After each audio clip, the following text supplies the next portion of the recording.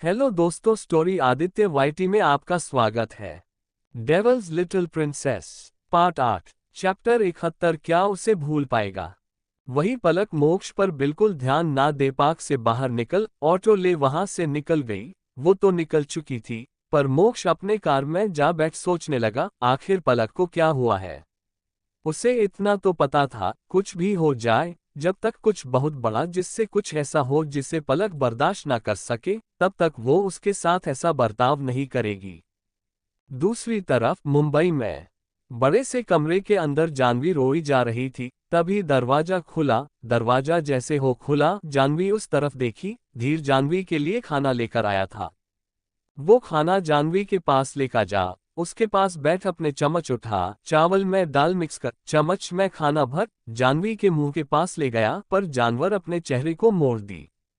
जानवी के ऐसा करने से धीर को बहुत गुस्सा आने लगा था। वो चम्मच प्लेट में रख, प्लेट साइड में टेबल पर रख, उसके हाथ को पकड़ अपने तरफ किया। दोनों को नजरें एक दूसरे से मिलने लगा। तभी धीर कुछ कहता, इससे पहले ही जानवी अपने नम आंखों से उसके आंखों में देखते हुए पूछ पड़ी, क्यों क्यों कर रहे हो मेरे साथ ऐसा।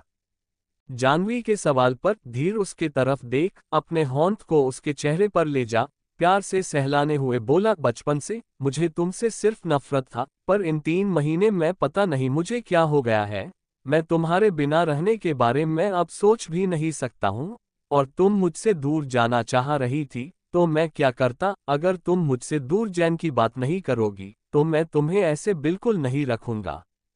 जानवी को धीर का कुछ समझ नहीं आ रहा था। वो उसके हाथ को अपने चेहरे से हटा बोली, तुम्हारे कहने का क्या मतलब है। तुम मुझे अपने पास रखना चाहते हो, किस लिए। क्या तुम मुझे अपनी वन नाइट लड़कियों की तरह समझे हो। जानवी के बातों को सुन धीर उसके बाजू को पकड़ अपने बाहों में खींच उसके कमर पर अपने हाथ को रख मजबूत करते लिया। धीर के ऐसे करने से जानवी घबरा गई थी, साथ ही उसके धड़कन भी तेज हो गए। तभी उसके आंखों में देखते हुए धीर बोला, मैं तुम्हें उन लड़कियों के साथ कंपेयर ही नहीं कर सकता हूँ। तुम तो मेरी जिंदगी बन गई हो। तुम्हें एक रात के लिए नहीं, अपने हर रात के लिए चाहता हूँ। धीर के बातों को सुन जानवी अपने फटे आंखों से देखने लगी, साथ ही उसका दिमाग काम करना ही बंद कर गया था। तभी धीर जानवी के नर्म होंठों पर अपने होंठ टिका चूमने लगा। धीर के अचानक से चूमने से जानवी का रुका हुआ दिमाग सही जगह पर आ गया, और फिर वो धीर को खुद से दूर करने का कोशिश करने लगी। वहीं दूसरी तरफ अक्ष एक कार के सामने अपने कार को रोक दिया, फिर कार से बाहर निकल गया। वहीं वो कार से भी एक आदमी बाहर अक्ष के पास आने लगा। दोनों एक दूसरे के आमने सामने थे। तभी अक्ष उस आदमी को अपने कठोरता से भरे नजर से देखते हुए पूछा, तुम हो कौन और सीरत का पीछा क्यों कर रहे हो। अक्ष के सवाल पर आदमी अपने चेहरे को इधर उधर किया, फिर बोल पड़ा, अपने कार को बीच से हटो, तुम्हें जवाब देने में मैं इंटरेस्टेड नहीं हूं। लड़के के बातों को सुन अक्ष का चेहरा कठोर हो गया था। वो अपने हाथ का मुट्ठी बना उसके चेहरे पर एक मुक्का देने वाला था। तभी वो आदमी अक्ष के मुंह को पकड़ बोला, मुझे पता है तुम वही हो जो सीरत को अपने साथ एक नौकरानी की तरह रखे थे, फिर उसके साथ। इतना कह वो आदमी उस बात को बंद कर बोला, मेरा दिल तो कर रहा है तुम्हारा अभी जान ले लूं, पर। इतना कह उसके हाथ को झटके से छोड़ बोला, पर मैं तुझे तड़पता हुआ देखना चाहता हूं। जितना तूने सीरत को तड़पाया है, उससे कई गुना ज्यादा मैं तुझे तड़पाऊंगा। इतना कह वो अपने कार की तरफ जाने लगा। वही अक्ष खड़ा हो उस शख्स को देखते हुए सोच रहा था, आखिर ये है कौन और इसे सब कुछ पता कैसे है। अक्ष इस ख्याल में खोया था। वही वो आदमी अपने कार में जा बैठ अपने कार को स्टार्ट कर वहां से निकल गया। दूसरी तरफ दिल्ली में पलक अपने हॉस्टल पहुंच गई। हॉस्टल पहुंचने के बाद जब वो अपने कमरे में गई तो उसे आता देख अमानत चिंता से सवाल पर सवाल करने लगी, कहाँ गई थी तू और तुझे हुआ क्या है। पलक अमानत पर बहुत भरोसा करती थी। वो अमानत को अपने नम आंखों से देख बोली, अमानत मैं यहाँ और नहीं रहना चाहती हूँ। मेरे पास कुछ सेविंग्स हैं, मैं कल ही कॉलेज जा अपना ट्रांसफर किसी और कॉलेज में करवा रही हूँ। ये सुन अमानत हैरान थी। वो उसे हैरानी से देख पूछी, पर क्यों पलक। भाई से तुझे नहीं मिलना तो मैं कभी तुझे अपने साथ भाई से मिलने नहीं चलने बोलूंगी, न ही तेरे पास उन्हें आने दूंगी कभी। पलक तो यहाँ से बस इसलिए जाना चाहती थी क्योंकि अगर किसी को भी उसके प्रेग्नेंट होने का बात पता चलेगा तो बवाल हो जाएगा, और पलक अमानत के मन में उसके भाई के प्रति कोई कड़वाहट नहीं भरना चाहती थी, क्योंकि पलक को पता था मोक्ष उसके साथ कुछ भी किया हो, बहुत बुरा हो, पर वो अपनी बहन को अपने जान से भी ज्यादा प्यार करता है, और अगर उसको बहन उससे नफरत की तो वो टूट जाएगा, और पलक उसे कभी टूटते हुए देखना नहीं चाहती थी। पलक अमानत के होंठ को पकड़ बोली, अम्मू मैं यहाँ से जाना चाहती, क्योंकि मैं पढ़ाई से बहुत डिस्ट्रैक्ट होती जा रही हूँ, और तुझे तो पता है ना, मेरे लिए मेरा सब कुछ मेरा पढ़ाई, मेरा करियर है, और मैं अपने करियर से खिलवाड़ नहीं करना चाहती हूँ। पलक के बातों को सुन अपने दिल पर पत्थर रख अमानत पूछी, तू जा कहाँ रही है? अमानत के सवाल पर पलक अपने होंठ को नीचे कर बोली, ये नहीं बता सकती हूँ, पर मैं तुझे हमेशा कॉल करूंगी। ये सुन अमानत उदासी से पूछी, क्यों नहीं बता सकती है? मैं सच में किसी को इस बारे में नहीं बताऊंगी। पलक अपने केबर्ड के पास जा कबर्ड को खोल अपने कपड़े बाहर निकालते हुए बोली, जब मुझे जॉब मिल जाएगा तो मैं तुझे बता दूंगी, अब मुझसे कोई सवाल मत कर, नहीं तो जाने के बाद तुझसे कॉल पर भी बात नहीं करूंगी। पलक के बातों को सुन अमानत के चेहरे पर निराशा छा गया। पलक अपनी अम्मू को उदास देख नहीं पा रही थी, पर यहाँ से जाने के अलावा उसके पास कोई ऑप्शन नहीं बचा था। धीरे धीरे वक्त बीतने लगा, रात के 11 बज गए थे। मुंबई में इबादत को बहुत बेचैनी महसूस हो रहा था। उसने कमरे में आते वक्त ही अपने कदम काउंट कर लिए थे कमरे से बाहर जाने का। वो बेड से उतर कमरे के बाहर जा अपने होंठ को आगे कर चलने लगी, तभी किसी से जा टकराए। जैसे ही वो टकराए अपने कदम पीछे कर झट से बोल पड़ी, सॉरी। तभी उसके कानों में जाना पहचाना किसी का ठंडा आवाज सुनाई दिया, रात के वक्त यहाँ क्या कर रही हो? इवान का आवाज सुन लड़की का दिल जोरों से धक धक करने लगा। जिस बिल्डिंग में कंटेस्टेंट को रखा गया था उस बिल्डिंग के 3 विप्रूम तीनों जाजेश को भी मिला था, क्योंकि सुबह सुबह अपने अपने ग्रुप के कंटेस्टेंट को ट्रेन करना था, फिर शाम को कॉन्टेस्ट स्टार्ट हो जाता जिसे खत्म होने में वक्त लगता था, उसके बाद भी कुछ लाइव रिकॉर्डिंग भी होता था, जिस कारण सभी यही रुक हुए थे। इवान का आवाज सुन डर से अपने कदम को पीछे करते हुए अपने घबराए आवाज में इबादत बोली, वो मैं। इतना बोली ही थी कि अपने पैर से फंस वो गिरने वाली थी, पर इवान उसका होंठ पकड़ उसे गिरने से बचा, उसके कमर पर भी होंठ रख लिया ताकि बैलेंस ना बिगड़े। तभी इवान का नजर इबादत के खूबसूरत चेहरे पर बस जाता है। इबादत को खूबसूरती देख एक पल के लिए इवान उसके चेहरे में खो जाता है, फिर उसे अपने बाहों में खींच लेता। इवान के ऐसे करने से इबादत का दिल जोरों से धड़कने लगा था। इवान अब भी उसे अपने बाहों में भरे हुए था। तभी इबादत अपने घबराए आवाज में बोलती है, मुझे छोड़िए। इबादत का आवाज उसे बार बार रूहानी का याद दिलाता था। वो अपने आंखों को बंद कर उसे अपने बाहों में भरे बोला, रूहानी। चैप्टर 72 प्यार एक बार होता है। नाम सुनते ही इबादत बोल पड़ी, मैं रूहानी नहीं हूँ। इबादत ने जैसे ही ये कहा इवान झट से उसे खुद से दूर धकेल अपने बाल पर परेशान को अपने हथेली के उंगलियों को घुसा, मन में ही बोला, क्या कर रहा हूँ मैं? इसकी आवाज सिर्फ रूहानी जैसा है, ये रूहानी नहीं है। खुद में इतना बोलने के बाद इवान एक बार भी फिर उसके तरफ ना देख वहां से निकल गया। वही कदमों का आवाज खुद से दूर जाता सुन इबादत के जान में जान आया। दूसरी तरफ रूहानी अपने पैर में बाम लगाने का कोशिश कर रही थी। तभी कमरे के अंदर आ नकुल ने उसे मसाकत करता देखा तो उसके पास जा उसके होंठ से मलहम ले उसके पैर के पास बैठ उसके पैर को अपने गोद में रख प्यार से मलहम लगाने लगा। नकुल के ऐसे छूने से रूहानी का दर्द यूं ही गायब हो गया था और उसके पूरे तन बदन में आग लगे जा रहा था। रूहानी ने अपने होंठ के मुझे में बिशार भर अपने आंखों को बंद कर ली थी। रूहानी के रिएक्शन को देख नकुल पूछ पड़ा, ज्यादा दर्द हो रहा है क्या? नकुल के इस सवाल पर रूहानी झट से अपने आंखों को खोल अपने मन में ही बोली, रूहानी क्या कर रही है? स्टूपिड हो गई है क्या तू? रूहानी खुद में ही उलझी हुई थी। तभी उसे उलझा से मलहम लगाना बंद कर उसके चेहरे को देख नकुल उसके दिल का जज्बात समझ रहा था। वो उसके बेहद करीब जा उसके चेहरे पर अपने होंठ को रख अपने सेडिक्टिव आवाज में पूछा, क्या हुआ? तुम्हारा चेहरा टमाटर की तरह लाल क्यों हो गया है? नकुल के सवाल को सुन रूहानी कुछ न कह अपने पलकों को बस झुकाए रखती है।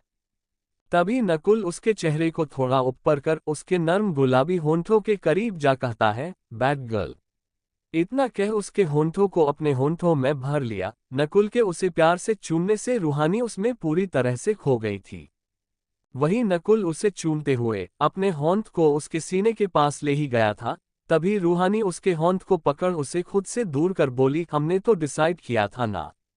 वो इतना बोली ही थी।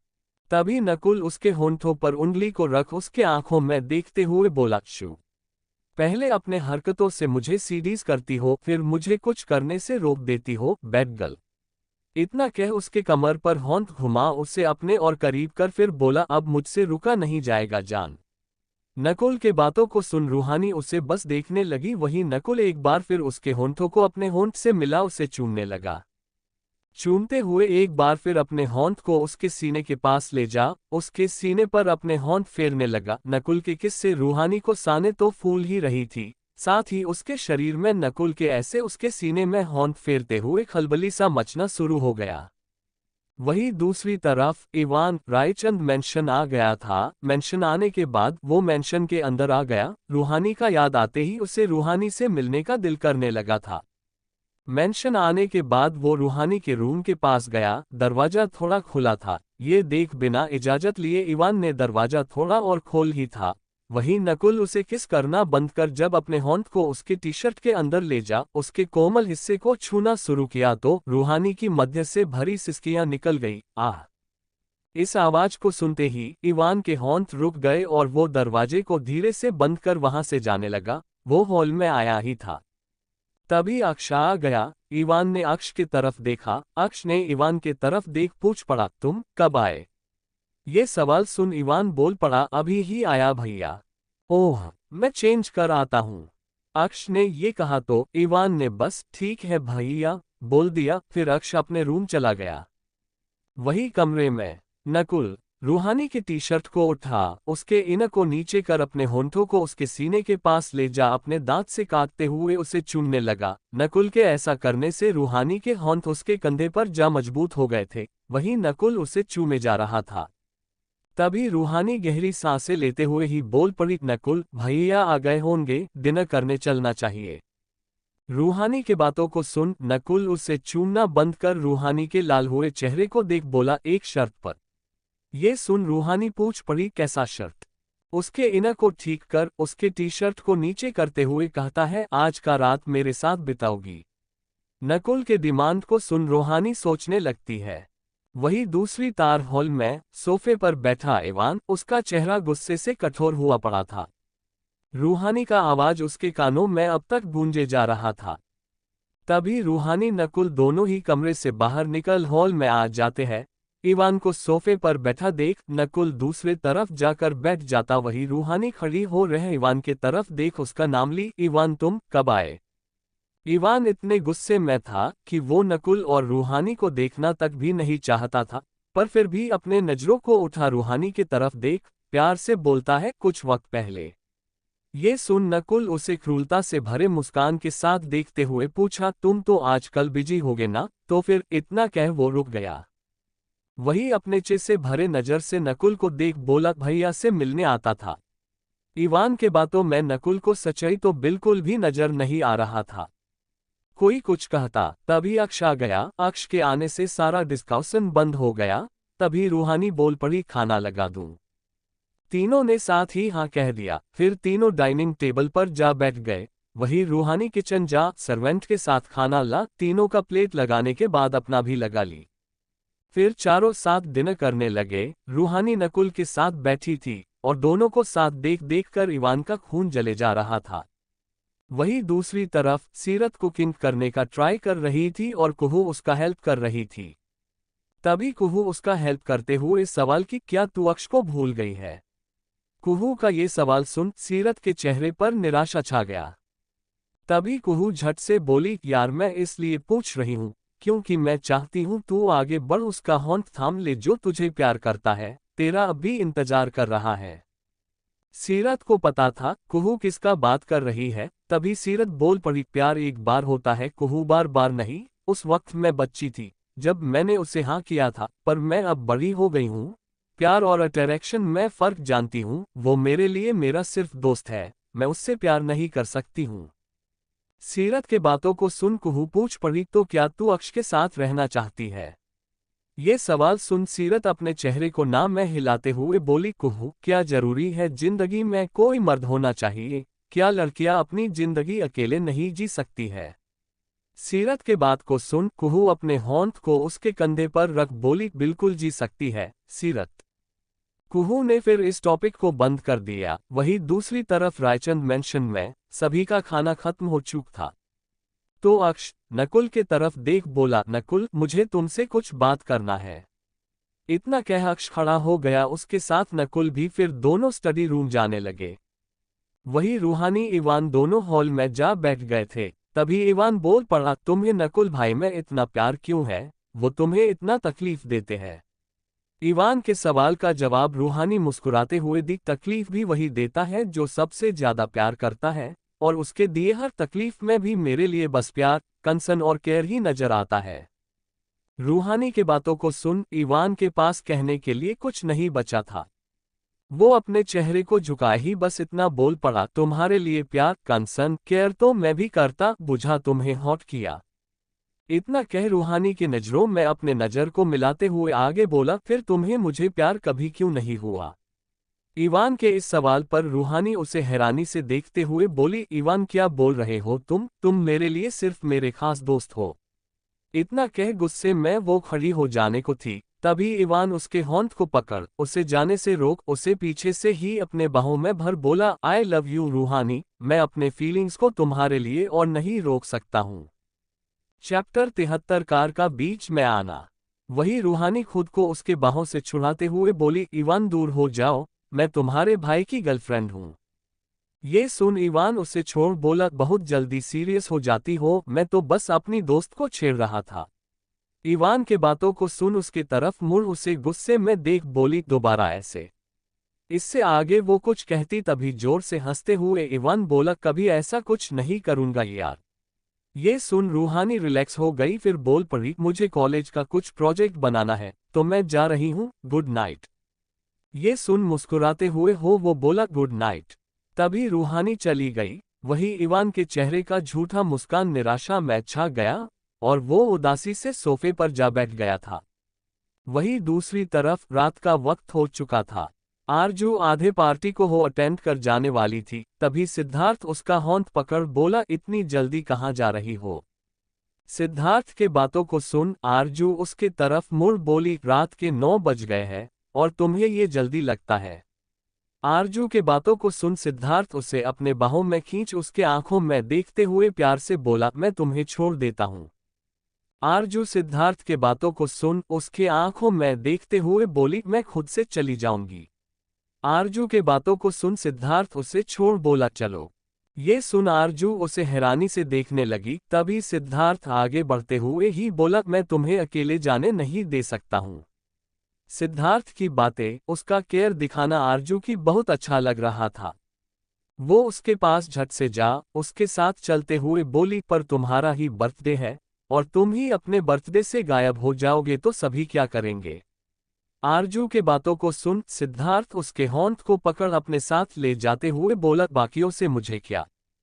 इतना कह उसके होंठ को पकड़े बस जाने लगा। वही पार्टी में मौजूद एक खूबसूरत लड़की जो अपने होंठ में ड्रिंक पकड़ी हुई थी, वो गुस्से में सिद्धार्थ को आरजू के साथ जाता हुआ देखे जा रही था।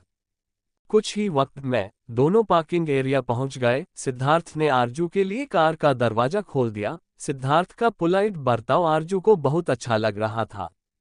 आरजू कार के अंदर जा बैठ गई। आरजू के बैठते ही सिद्धार्थ ने कार का दरवाजा बंद कर दिया, फिर खुद दूसरे तरफ जा ड्राइविंग सीट पर बैठकर स्टार्ट कर दिया। सिद्धार्थ ड्राइव कर रहा था, वही आरजू सिद्धार्थ को हो देखे जा रही थी।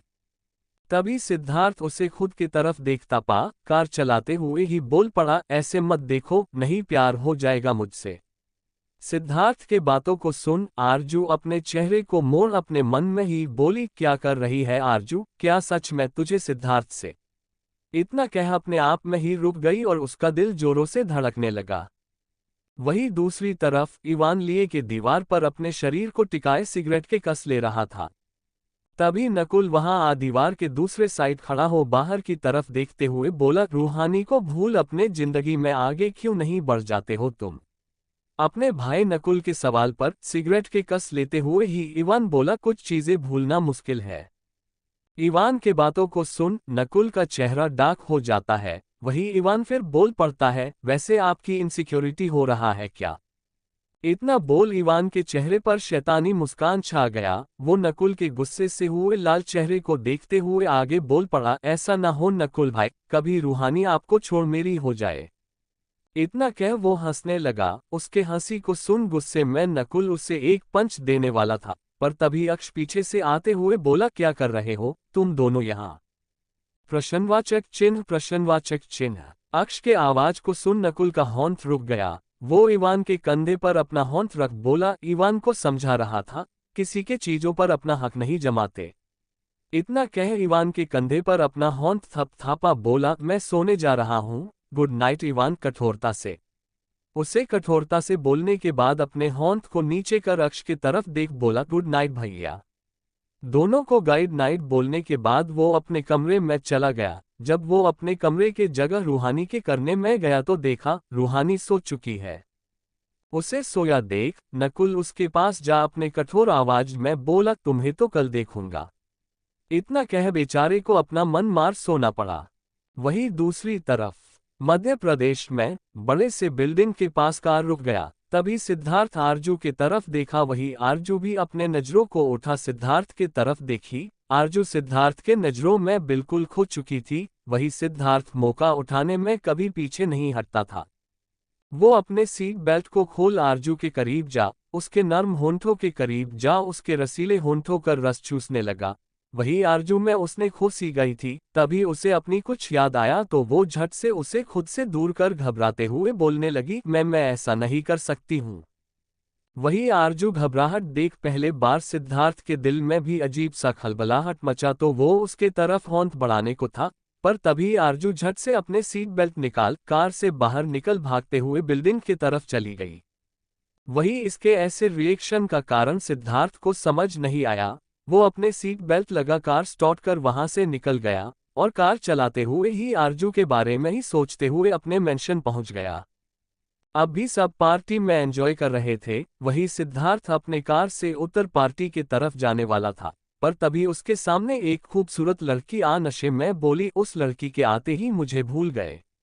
इतना कह लड़की उसके कंधे पर अपना होंठ रख उसके होंठों को अपने होंठ से लगा उसे चूमने लगी। जो एहसास सिद्धार्थ को आरजू को किस करते वक्त लग रहा था, वो एहसास उसने आज तक किसी लड़की के साथ रात बीतने पर भी नहीं फील किया था।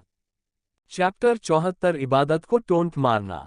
वो लड़की उसे चूमे जा रही थी पर उसे आज कोई इंटरेस्ट नहीं आ रहा था।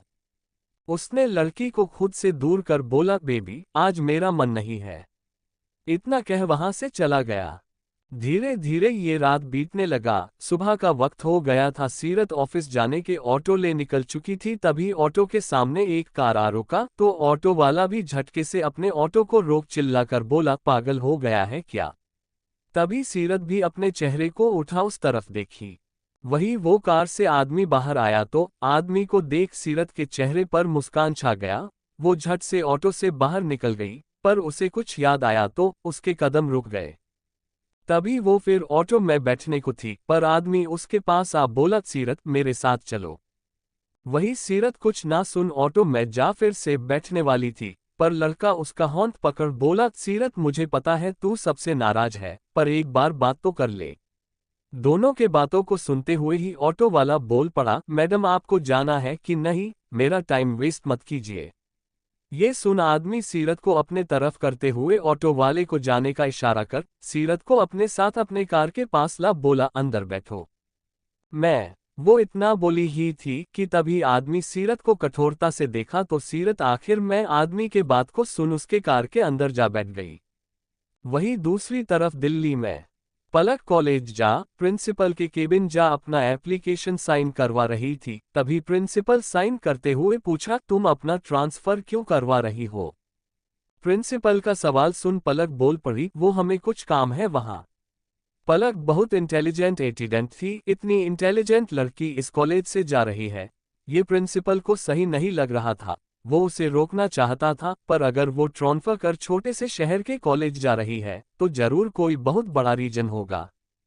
प्रिंसिपल ने एप्लीकेशन पर साइन कर दिया, फिर अपना एप्लीकेशन ले पलक केबिन से जाने वाली थी, तभी प्रिंसिपल उसका नाम ले पड़ा, पलक। अपना नाम सुन पलक पीछे मुड़ प्रिंसिपल की तरफ देखी तो प्रिंसिपल बोल पड़ा, जब भी इस कॉलेज में वापस ट्रांसफर करना हो पर एक बार मुझे कॉल करना। इतना कह प्रिंसिपल अपना फोन नंबर पलक के याद बढ़ा दिया तो पलक मुस्कुराते हुए फोन नंबर ले ली। Thank you sir. फिर वहां से चली गई। वही दूसरी तरफ मुंबई में सभी बड़े से खाली रूम में बैठी थी, तभी इवान अंदर आ गया। अंदर आते ही सबसे पहले उसका नजर इबादत पर पड़ा। इबादत को एक नजर देखा, फिर अपने नजर को फेरते हुए उसका नाम लिया, इबादत। इवान का आवाज सुन इबादत झट से खड़ी हो बोली, हाँ सर। चैप्टर 75 स्कूल के टेम्पे। लड़की के आवाज को सुन इवान को फिर रूहानी का याद आने लगा। तभी वो गुस्से में कठोरता से बोला, क्लासिकल के अलावा तुम्हें जो आता वो सुनाओ। इबादत क्लासिकल में अच्छी थी, पर बाकी में उतनी खास नहीं थी। वो अपने चेहरे को इधर उधर करते हुए सोचने लगी। तभी इवान टोंट मारा, एक सिंगर को सभी तरीके के गाने को गाना आना चाहिए, तभी वो एक सिंगर कहलाता, पर तुम्हारे अंदर सिंगार बनने का कोई क्वालिटी ही नहीं है। इवान का बात सुन इबादत को गुस्सा आने लगा, पर वो अपने गुस्से को कंट्रोल कर एक गाना जो हमेशा मस्ती मजाक के टाइम में वो गाती थी बस गाने लगी। स्कूल के टेम्पे आना गोरी डैम पे, स्कूल के टेम्पे आना गोरी डैम पे, तेरे लिए दिल है दीवाना, गोरिया तुम चली आना, कभी ना इनकार करना, प्यार भरा दिल ना तोड़ना। इबादत क्या गाना गा रही थी, सभी उसे देख सोचने लगे वही इबादत बस गए जा रही थी। तेरे लिए दिल है दीवाना, गोरिया तुम चली आना, कभी ना इनकार करना, प्यार भरा दिल ना तोड़ना।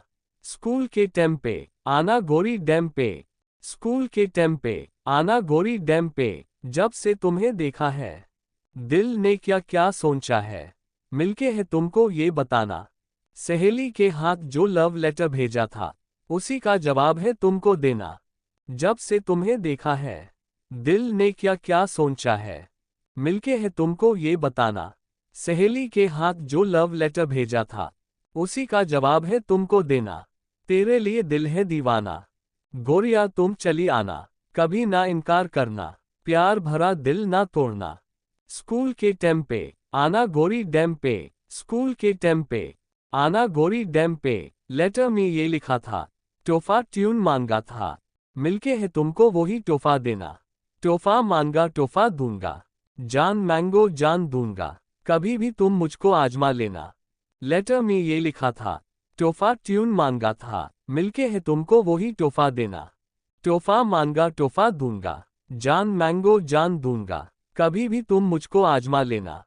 तेरे लिए दिल है दीवाना, गोरिया तुम चली आना, कभी ना इनकार करना, प्यार भरा दिल ना तोड़ना। स्कूल के टेम्पे आना गोरी डैम पे, स्कूल के टेम्पे आना गोरी डैम पे, बहनौन में लेके तुझको दुनिया की सैर करूंगा, बात ये मिलने की किसी को ना बताना।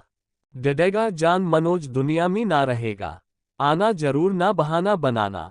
बहनौन में लेके तुझको दुनिया की सैर करूंगा, बात ये मिलने की किसी को ना बताना। डरेगा जान मनोज दुनिया में ना रहेगा, आना जरूर ना बहाना बनाना। तेरे लिए दिल है दीवाना, गोरिया तुम चली आना, कभी ना इनकार करना, प्यार भरा दिल ना तोड़ना। गाना सुन इवान अब क्या बोले, पूरे क्लास को भी हंसी आने लगा। तभी गाना गाने के बाद इबादत पूछ पड़ी, ये ठीक था, बैठ जाओ। इतना कह वो आगे जा सभी को कौन कौन सा गाना गाना है फिर बताने लगा। वहीं दूसरी तरफ मध्य प्रदेश में आरजू अपने कमरे में उसी हिरण के बच्चे के साथ बैठी उससे बोलने लगी। हीर हैरान के बच्चे को आरजू हीर बुलाती थी। मैंने सिद्धार्थ को किया कैसे करने दे दिया, अब वो मेरे सामने आएगा तो मैं उसे कैसे फेस करूंगी। वो कुछ में बढ़ाए जा रही थी, तभी घर का बेल रिंग बजा तो आरजू हैरान के बच्चे को खुद से दूर कर बैठा दरवाजा खोलने चली गई। जैसे ही दरवाजा खोली, सामने सिद्धार्थ अपने आंखों में चश्मा लगा खड़ा था। सिद्धार्थ को देख आरजू दरवाजा बंद करने को थी, पर सिद्धार्थ दरवाजे पर अपने होंठ को रख दरवाजा खोल अंदर आ दरवाजा बंद कर दिया। तभी आरजू घबराते हुए बोली, क्या कर रहे हो सिद्धार्थ? तभी सिद्धार्थ उसका होंठ पकड़ उसे सोफे के पास ले जा, उसे सोफे पर धकेल, अपने आंख से चश्मे को हटा, टेबल पर फेंक, उसके करीब जा, उसके आंखों में देखते हुए बोला, क्या हुआ? कल रात से कॉल कर रहा हूं पर तुम्हारा फोन बंद बता रहा है, और अब मुझे देखते ही दरवाजा बंद कर रही थी। आरजू ने फोन चार्ज नहीं किया था। जब सिद्धार्थ ने ये कहा तब आरजू को याद आया तो वो झट से बोली, वो मेरा फोन चार्ज नहीं था।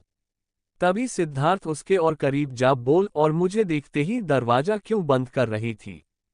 सिद्धार्थ के इस सवाल पर आरजू क्या जवाब दे उसे समझ नहीं आ रहा था। वो बस सिद्धार्थ से अपने नजर चुराने लगी। तभी सिद्धार्थ उसके चेहरे पर अपने उंगलियों को रख उसके चेहरे को उठा, अपने सेडिक्टिव आवाज में बोला, बताओ। सिद्धार्थ उसके इतने करीब था कि उसका गर्म सांस आरजू के नर्म होंठों को छू रहा था। उसका गर्म सांस और आवाज को सुन आरजू के दिल में खलबलाहट मच चुका था। वही सिद्धार्थ उसके इतने करीब अपने आप से कंट्रोल खो बैठा था। वो आरजू के नर्म होंठों पर अपने होंठ रख उसके होंठों को चूमने लगा। आरजू उसे खुद से दूर करना चाहती थी, पर जैसे ही सिद्धार्थ उसे चूमना शुरू किया, उसके शरीर में उसे खुद से दूर करने का हिम्मत ही नहीं रहा। जो सिद्धार्थ करना चाहता था वो उसे करने दे रही थी। Chapter 76 break time. वही सिद्धार्थ उसके होंठों को चूमते हुए अपने होंठ को उसके सीने के पास ले जा, उसके सीने को छूते हुए अपने मन में ही बोला, अब तुम मुझसे कैसे बच पाएगी आरजू? वैसे ये सही कहा गया है, फ्रेंड्स के गलती का सजा बच्चों को ही मिलता है। इतना कह अपने मन में उसके होंठों को चूमते हुए ही उसके टी शर्ट को ऊपर कर उसके होंठों को चूमना बंद कर, उसके गोरे जिस्म को देख, उसके इनक को नीचे कर, अपने एक होंठ उसके सीने के पास ले जा, सेडिक्टिव अपने होंठ को फेरते हुए अपने होंठ वहां ले जा, चूमते हुए अपने मन में बोल पड़ा, बहुत खूबसूरत हो तुम, और इस खूबसूरती पर सिर्फ सिद्धार्थ का हक है।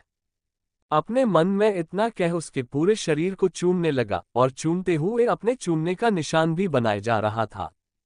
तभी आरजू उसे खुद से दूर धकेल देती है। आरजू के ऐसा करने से सिद्धार्थ के चेहरे पर गुस्सा भर जाता है, पर वो अपने गुस्से को कंट्रोल करने लगता है।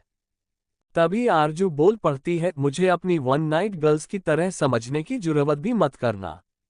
ये सुन सिद्धार्थ उसके होंठ को पकड़ अपने करीब कर उसके आंखों में देख बोला, जान प्यार करता हूँ, इसलिए पागलों की तरह तुम्हारे आगे पीछे घूमता रहता हूँ, पर तुम हो कि समझने का नाम ही नहीं ले रही हो। सिद्धार्थ के बातों को सुन आरजू उसे हैरानी से देखने लगी। तभी आरजू फिर बोल पड़ी, पर मैं तुमसे प्यार नहीं करती हूँ। ये सुन सिद्धार्थ उसके आंखों में देखते हुए सवाल किया, सच में प्यार नहीं करती हो? सिद्धार्थ के आंखों में देखते हुए आरजू से झूठ नहीं बोला जा रहा था। वो अपने नजरों को बस झुका ली। तभी सिद्धार्थ उसके चेहरे को उठा, उसके आंखों में देख बहुत प्यार से पूछा, क्या तुम मुझसे सच में प्यार नहीं करती हो?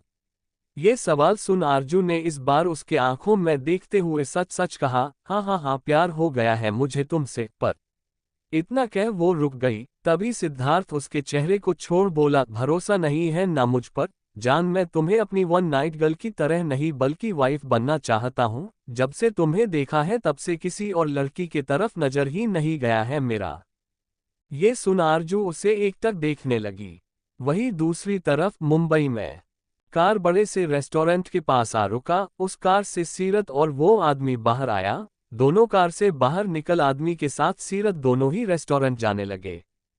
दोनों जैसे ही रेस्टोरेंट के पास आए तो दरवाजे पर खड़े गार्ड अपने सिर को झुका लिए। वहीं मैनेजर भी आ चुका था। फिर मैनेजर दोनों को वीआईपी टेबल के पास ले गया और वहां मौजूद सर्वेंट चेयर को खिसका दिए। दोनों फिर चेयर पर जा बैठ गए। फिर सर्वेंट मेन्यू दोनों की तरफ रखा तो आदमी सीरत की तरफ देख बोला, ऑर्डर करो सीरत। आप ही कर लीजिए। सीरत ने जब ये कहा तो आदमी उसे घूर कर देखा। तभी सीरत अपना मुंह बना मेन्यू उठा, अपने लिए डिश ऑर्डर करने लगी। वही आदमी ने भी अपना ऑर्डर दे दिया। फिर ऑर्डर ले वो चले गए। उनके जाते ही आदमी उसके तरफ देखा तो सीरत अपने चेहरे को झुका बोली, मुझसे कुछ मत पूछना नहीं तो मैं चली जाऊंगी। सीरत के धमकी को सुन सांस छोड़ते हुए सीरत को देखा, फिर बोल पड़ा, ठीक है, पर कम से कम तुम मेरे साथ चल तो सकती हो ना? सीरत ने अपने चेहरे को ना में हिला दिया, उसे पता था सीरत उसके बात को कभी नहीं मानेगी, जिद्दी जो ठहरी। वही दूसरी तरफ बड़े से रूम के अंदर इवान सबको म्यूजिक सिखा रहा था। तभी टाइम हो गया ब्रेक देने का, तो फिर सब जाने लगे, पर इबादत अब भी बैठी हुई थी। तभी इवान उसके पास आ सामने के डेस्क पर होंठ से ठक ठक किया तो आवाज सुन इबादत अपने चेहरे को आवाज की तरफ बस मोड़ दी। इबादत का ऐसे उसे इग्नोरेंस की तरह देखना इवान को बिल्कुल भी अच्छा नहीं लगा था। वो उसे गुस्से में कठोरता से देखने लगा, पर इबादत के चेहरे पर थोड़ा भी सिकंद नहीं था। चैप्टर 77 जानवी का भागना। सभी इवान के गुस्से से डर कर कांपने लगते थे, पर इबादत के चेहरे पर डर का कोई नामो निशान नहीं था, यहां तक कि उसके चेहरे के भाव तक भी नहीं बदला था।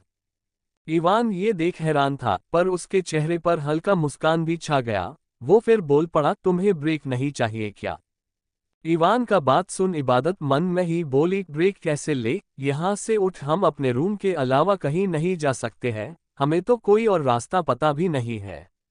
वो अपने मन में ये सब बोल ही रही थी, तभी इवान बोल पड़ा, ओके तुम्हें ब्रेक नहीं चाहिए, तो मैं तुम्हें कुछ और सिखाता हूँ।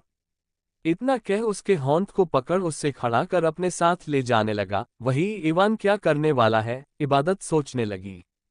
इवान उसे अपने साथ आगे के चेयर के पास ले गया जहां वो बैठता था। वहां जाने के बाद इवान उसे अपने चेयर पर बैठा, सामने रखे गिटार को उठा, इबादत के होंठ में दे पूछता है, तुम्हें गिटार बजाना आता है? इबादत को गिटार बजाना अच्छे से नहीं आता था, उसने अपने प्यारे आवाज में बोला, थोड़ा बहुत आता है। ये सुन इवान बोल पड़ा, उसे ही सुना दो। ये सुन इबादत गिटार बजाने लगी। इबादत बहुत गंदा बजा रही थी, तो इवान उसके होंठ को पकड़ उससे रोकते हुए थोड़ा इरिटेट हो बोला, बहुत बेकार बजाती हो, तुम्हारा बकवास तूने सुन मेरे कान से खून निकल आया है। ये सुन इबादत के चेहरे पर गुस्सा छा गया। वो अपने मन में ही बोली, क्या समझता है ये अपने आप को, जब देखो मेरा बुराई ही करता रहता है। अपने मन में वो इवान को गरियाए जा रही थी। तभी उस गिटार को इबादत के होंठ में सेट करते हुए बोला, अपने मन में मुझे सुनान बंद करो। इतना कह इवान उसके पीछे जो खड़ा था, वो अपने दोनों होंठ को आगे कर एक होंठ को इबादत के एक होंठ पर रख, दूसरे को उसके दूसरे होंठ पर रख, उसके उंगलियों को गिटार पर चलने लगा। गिटार से बहुत ही मीठा गुण पूरे रूम में फैलने लगा था। उसके साथ साथ इवान का ऐसे उसे छूने से इबादत का दिल जोरों से धड़के जा रहा था। उसका धड़कता दिल इतना जोर का था कि इवान को भी सुनाई दे रहा था। पता नहीं क्यों इवान को उसके करीब रहकर वही एहसास हो रहा था, जो एहसास रूहानी के करीब होने पर होता था।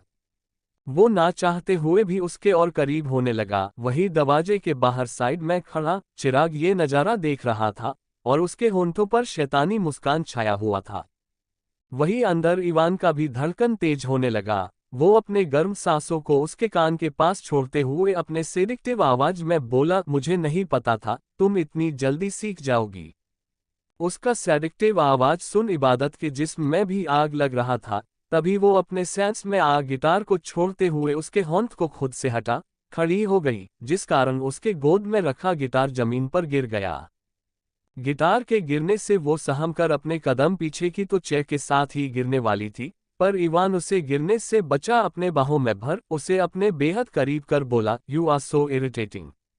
इतना कह उसे छोड़ उससे दूर हो वहां से जाने लगा। वही उसके दूर जाते कदमों को सुन इबादत अपने दांत को पिसते हुए गुस्से में बोली, हिम्मत कैसे हुआ मुझे इरिटेटिंग कहने का, खुद ही इरिटेटिंग है। इतना कह वो शांत हो गई, पर उसका दिल अभी भी धड़क रहा था। वो फिर अपने धड़कते दिल पर होंठ रख बोली, अभी मुझे हो क्या गया था, मेरा दिल इस प्लेबॉय के लिए क्यों धड़क रहा था। खुद से ये सवाल इबादत की ही थी कि तभी सभी पार्टिसिपेंट्स रूम के अंदर आके लगे। वही दूसरी तरफ दिल्ली के रेलवे स्टेशन पर पलक बनारस जाने वाले ट्रेन का इंतजार कर रही थी। कुछ ही वक्त में ट्रेन आ गया और वो ट्रेन में जा बैठ गई। सभी के बैठने के बाद ट्रेन आगे बढ़ने लगा। वही दूसरी तरफ पलक ले ट्रांसफर का खबर अक्ष तक पहुंच गया था। ये बात जानने के बाद अक्ष पलक को फोन लगाने लगा। पलक ट्रेन में बैठ चुकी थी। उसका फोन बजा तो वो अपने फोन को निकाल अक्ष भैया का कॉल आता देख उसे रिसीव करना ही पड़ा। वो कॉल जैसे ही उठाए अक्ष को ट्रेन का आवाज सुनाई देने लगा। ये आवाज सुन अक्ष समझ गया पलक दिल्ली से निकल चुकी है। हेलो पलक। इतने दिन के बाद अपने अक्ष भैया का आवाज सुन पलक बहुत खुश थी। वो झट से बोल पड़ी, हेलो भैया। पर अक्ष के चेहरे पर तो परेशानी और गुस्सा भरा था। वो झट से पूछ पड़ा, तुम अपना ट्रांसफर बनराज के यूनिवर्सिटी में क्यों करा ली हो? अक्ष का गुस्से में पूछा सवाल सुन पलक गहरी सांस भर बोली, भैया बचपन से आपने मेरे लिए बहुत कुछ किया है, पर अब मैं खुद से करना चाहती हूँ। पलक के बातों को सुन अक्ष बोल पड़ा, पलक क्या तुम मुझे अपना भाई नहीं मानती हो? अक्ष का ये बात सुन पलक झट से बोल पड़ी, भैया ये आप क्या बोल रहे हैं? आप मेरे लिए सिर्फ मेरे भैया नहीं हो बल्कि मेरे पापा भी आप ही हो। पलक के बातों को सुन अक्ष पूछ पड़ा, तो फिर मुझे पूछे बिना इतना बड़ा डिसीजन तुम खुद कैसे ले सकती हो? अक्ष का मूड सीरत के कंपनी अब तक ना आने से ऑलरेडी बहुत गर्म था और अब पलक का उसे ये न्यूज मिल गया। अक्ष का मूड बहुत खराब है। उसके बातों से ही पलक को लगने लगा। वो हिचकिचाते हुए बोली, भैया मैं बस अपने पैर पर खड़ा होना चाहती हूँ। ये सुन गहरी सांस भरते हुए अपने गुस्से को कंट्रोल करते हुए ही अक्ष बोल पड़ा, बेटा अभी तुम्हारा सिर्फ पढ़ने का टाइम है। अपने पर पढ़ाई पूरा होने के बाद खड़ी हो जाना। अब अगले प्लेटफॉर्म पर उतर जाना। मोक्ष देखी में ही है, मैं उसे भेजता हूँ। अक्ष के बातों को सुन पलक झट से बोली, नहीं भैया आप किसी को ना भेजेंगे ना ही मेरे बनारस जाने का बात किसी को बताएंगे। प्लीज भैया मैं पहली और आखिरी बार आपसे कुछ डिमांड कर रही हूँ।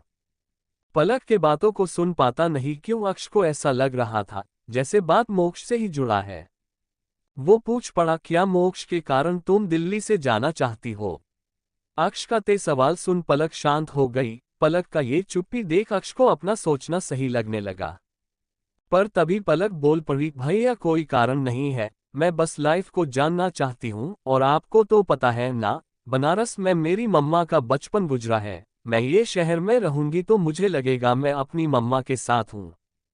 पलक के इमोशनल बातों को सुन अक्ष बोल पड़ा, ठीक है बेटा पर तुम्हें जॉब करने का इजाजत नहीं है और जिस अकाउंट को मैंने दिया है और जिसका यूज तुम कभी नहीं करती हो उसे यूज करना होगा। पहले मैं नहीं बोलता था क्योंकि तुम्हारे और अमानत के कॉलेज हॉस्टल का पैसा मैं पे कर देता था, पर अब तुम अकेले रह रही हो तो तुम्हें जरूरत होगा और तुम मना नहीं कर सकती हो। अगर किया तो मैं तुम्हें बनारस जाने नहीं सुना।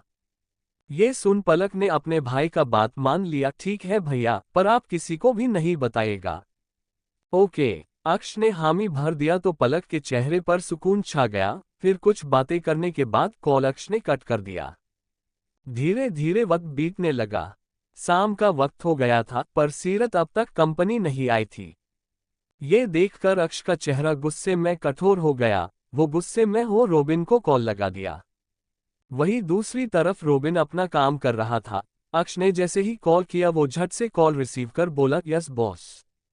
रोबिन का आवाज सुन अक्ष ने उसे गुस्से में और दे दिया, सीरत का पता करो। इतना कह उसने कॉल कट कर दिया। अक्ष का गुस्सा देख साफ पता चल रहा था रोबिन का तो आज सामत आने वाला है। वहीं दूसरी तरफ मोक्ष को पता चला पलक कॉलेज छोड़ दी है, पर उसे ये नहीं पता चल पा रहा था छोड़कर गई कहाँ है। वो परेशान हो पलक के बारे में पता लगाए जा रहा था। वहीं मुंबई में धीर अपने कंपनी से आज जल्द ही वापस आ गया। आते के साथ वो जानवी के कमरे के पास जा बाहर से लॉक खोल कमरे के अंदर गया तो देखा जानवी कमरे में है ही नहीं है। तो वो अंदर जा देखा, फिर बाथरूम गया। बाथरूम के कांच को निकाला गया था और वहां खून भी लगा था। चैप्टर 78 सीरत का गुस्सा। खून देखते ही धीर परेशान हो गया। वो गुस्से में हॉल में जा अपने सारे गार्ड्स को बुलाया। सभी गार्ड आ चुके थे। सभी को अपने कठोरता से भरे नजर से धीर देख गुस्से में बोला, तुम लोगों के होते मेरी जानवी कैसे भाग गई? धीर के गुस्से को देख वहां मौजूद सभी गार्ड्स डर से कांप रहे थे। तभी धीर गुस्से में चिल्ला कर बोला, अब यहाँ खड़े क्या हो? आधे घंटे में जानवी मुझे अपने नजरों के सामने चाहिए। धीर के ऑर्डर को सुन सभी वहां से जल्दी से जा जानवी को ढूंढने के लिए निकल गए। वही धीर से रहा नहीं जा रहा था, वो भी अपनी जानवी को ढूंढने निकल गया। मुंबई के हर सड़कों पर धीर जानवी को ढूंढे जा रहा था। तभी उसे रास्ते में भीड़ नजर आया तो वो अपने कार को रोक अपने कार के शीशे को नीचे कर दिया, पर वो सभी को हटाए कैसे और मामला क्या है? वो अपने कार से बाहर निकल रास्ते में देखने गया आखिर हुआ क्या है। जब वो भीड़ को हटाते हुए बीच में जा देखा तो हैरान रह गया। वो झट से वहां जा जमीन पर पड़ी खून से लथपथ जानवी को अपने गोद में उठा लिया, फिर उसे अपने कार की तरफ ले जाने लगा। जैसे जैसे वो जा रहा था वहां जमा लोग साइड हो उसे जाने का रास्ता दिए जा रहे थे। फिर अपने कार के पास आधीर जानवी को अपने कार के पीछे सीट के अंदर बैठा, खुद ड्राइविंग सीट पर भागते हुए जा करके अंदर ड्राइविंग सीट पर बैठ कार स्टार्ट कर रफ्तार में कार चलाने लगा। कुछ ही वक्त के बाद धीर का कार बड़े से हॉस्पिटल के सामने जा रुका। जैसे ही कार रुका धीर झट से कार का दरवाजा खोल कर से बाहर निकल करके पिछले सीट के तरफ जा कार का दरवाजा खोल जानवी को कार से बाहर निकाल अपने गोद में ही उठा उसे हॉस्पिटल के अंदर ले जाने लगा। हॉस्पिटल के अंदर आने के बाद वो चिल्लाते हुए सभी डॉक्टर को बुलाया तो सभी डॉक्टर आ गए, ये जान की धीर आया है। फिर जब धीर के हाथ में घायल लड़की देखे तो जल्दी से एडमिट करने का सारा इंतजाम करने लगा। जानवी को ऑपरेशन रूम के अंदर ले जाया गया, वही धीर ऑपरेशन रूम के बाहर इधर उधर घूमते हुए टेंशन लिए जा रहा था। वही दूसरी तरफ रोबिन अक्ष के केबिन जा उसे बता दिया सीरत है कहाँ और किसके साथ। जब अक्ष ने सुना वो किसी लड़के के साथ है फिर क्या अक्ष का वही रूप फिर से बाहर आने लगा। वो गुस्से में उठ केबिन से बाहर जाने लगा। उसके गुस्से को देख रोबिन अपने मन में ही बोला इतना डर तो कभी मुझे बिग बॉस से भी नहीं लगा था जितना अक्ष बॉस से लगता है। इतना कहने के बाद उसे अपने अक्षत बॉस का याद आने लगा। उसे याद करते हुए रोबिन बोला काश आप हमारे बीच होते। वही अक्ष कंपनी के बाहर निकल अपने ड्राइवर के हाथ से कार का चाबी ले कार के ड्राइविंग सीट पर जा बैठ कार स्टार्ट कर कार को रफ्तार में चलाते हुए निकल गया। वही दूसरी तरफ दिल्ली में मोक्ष को अब अपनी करनी पर बहुत गुस्सा आ रहा था। वो पागलों की तरह पलक का पता लगा रहा था पर पलक का कुछ पता ही नहीं चल रहा था। वही मुंबई में अक्ष वहां पहुंच गया जहां सीरत उस लड़के के साथ थी, दोनों मॉल में थे। चैप्टर 79 अयन सेठी का सीरत के लिए दोगला रूप। तभी अक्ष सीरत के पास जा उसके हाथ को सभी के सामने पकड़ लिया, फिर उसे अपने साथ ले जाने ही वाला था पर सीरत अपने हाथ को अक्ष से छुड़ाने का कोशिश कर रही थी। वही वो आदम अक्ष के सामने आ खड़ा हो बोला छोड़ दो इसका हाथ, नहीं तो। वो इतना बोला ही था कि तभी अक्ष बोल पड़ा नहीं तो क्या। इतना कहने के बाद वो उसे धक्का देने को हुआ पर तभी को उसके हाथ को पकड़ अक्ष के हाथ को झटका देते हुए छोड़ दिया। अक्ष का गुस्सा आसमान चढ़ते जा रहा था। तभी सीरत बोल पड़ी मेरा हाथ छोड़ो, सुकून नहीं मिला है इतना कुछ करके, या फिर मेरे साथ वो सब करना चाहते हो। ओह हाँ मैंने आपको पैसे नहीं लौटाया है ना, ठीक है ले चलो मुझे बना लो अपनी। इतना कह वो चुप हो गई। वही सीरत के बातों को सुन अक्ष ने उसके हाथ को छोड़ दिया। फिर अक्ष गुस्से और रिग्रेट दोनों के साथ उसे उस लड़के वो साथ अकेले छोड़ चला गया। अक्ष को खुद से दूर जाता देख सीरत को अपने दिल में पता नहीं क्यों पर बहुत दर्द हो रहा था। होता भी कैसे नहीं, सीरत ने आज से पहले प्यार का मतलब जाना नहीं, और जब जाना तो पता चला इस प्यार में उसके लिए सिर्फ नफरत, दर्द और एक दूसरे अलग होना ही लिखा है। सीरत खामोशी से खड़ी को अक्ष को जाता देख रही थी। तभी वो आदमी सीरत के हाथ को पकड़ बोला चले। सीरत ने उस लड़के के हाथ को झटक बोला मेरी लाइफ इतनी खराब नहीं होती अगर डेड ने ऐसा गलती नहीं किया होता तो। इतना बोल वो जाने लगी तभी उसके पीछे पीछे आता हुआ वो आदमी बोला तू मुझसे नाराज क्यों है? क्योंकि आपको सब कुछ पता था पर सीरत से आपने सब कुछ छिपाया है। सीरत के बातों को सुन वो उसके हाथ को पकड़ बोला सीरत मुझे कुछ नहीं पता था, जैसे ही मैं इंडिया आया मुझे दिल्ली जाना पड़ा। दिल्ली के बाद जब मैं मुंबई आया तो मुझे डैड से पता चला और मैं तुझे हर जगह ढूंढा। फिर पता चला तू अपने दोस्त के घर रह रही है।